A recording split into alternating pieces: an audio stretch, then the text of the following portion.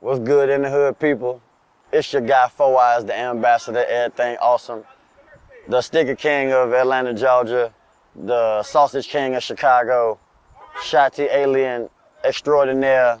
My earliest surroundings growing up that made me want to be a part of hip-hop, anything I definitely have to say started with the breakdance movement. Growing up in Chicago, you know, house music, but then just breakdancing and dancing in general.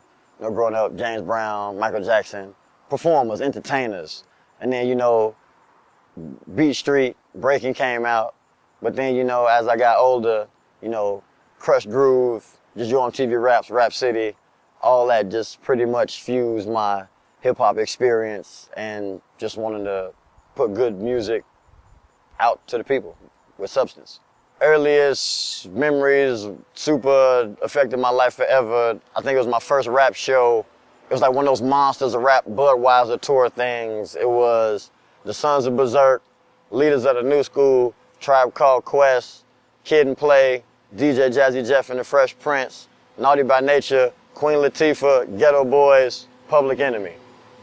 I think I might have left somebody off. Like, it was a really big ass tour, and that just officially, and like that was just one of my all-time memories, all-time great shows ever. When I first started rapping to really get my exposure, it was through the battle circuit. You know, Source would come to Chicago and do their MC battles and things like that, or just, you know, holding ciphers down by Navy Pier or on the South Side, things like that. But really, my notoriety came with being, you know, I grew up rapping with Ludacris. So then once he got signed to Def Jam and he put out his first 2 albums, I had the wonderful opportunity and privilege to be featured on his first album, Back for the First Time, and his second album, Word of Mouth. So then from there, just, you know, the first one was like 3 million sold, second one 3.5 million sold. So it's a nice amount of people who are familiar with 4 my voice, but might not know my face or have heard anything since Luda's album. So I'm just connecting the dots, if you will, trying to bring all the pieces together. My family definitely, you know, they have respect for my decision. I've been doing music, you know, since I was in high school. So from that time and beyond, how I've always just took it serious, and then even more and more to buying equipment to start making beats and booking studio time, to going and paying for photo shoots and things like that, to where they knew that once I wanted to move to Atlanta and really pursue it, that it was something that had to be done. You know, you gotta spend at least one time in your life pursuing your dreams, otherwise your life ain't really worth living. My responsibility to hip-hop and the integrity that I try and maintain is always a fine line to walk, because I want to, you know, educate the people, but then I want to entertain and put myself in a better position, which means I might have to talk about hoes and bitches and money or doing drugs all the time for no good goddamn reason at all. So then it's like I try and fuse it all together, make a hybrid. I like to educate and entertain. KRS-One coined the phrase edutainment. I like to use a lot of that.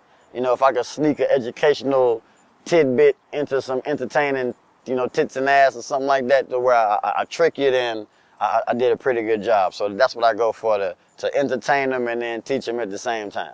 The biggest challenge I say I've been able to overcome in my career is the getting up, because there are a lot of falls, a lot of pitfalls in the music industry. You know, a lot of people sell you dreams or start off with something being this way, and then as time goes on, they're not really looking out for your best intentions. So then it's a series of, you know, ups and downs, you know, picking your team, figuring out who's right for the team, cutting people off the team, rebuilding the team, you know, putting out a single, not getting the momentum you need behind the single, getting another single, doing a remix, all the different ups and downs that the music business has, to where you just want to get that even flow where, you know, the ship just takes off and it's good. You don't want to be like Flight, where the plane do this and it's upside down and it's going down. Like, nobody wants that.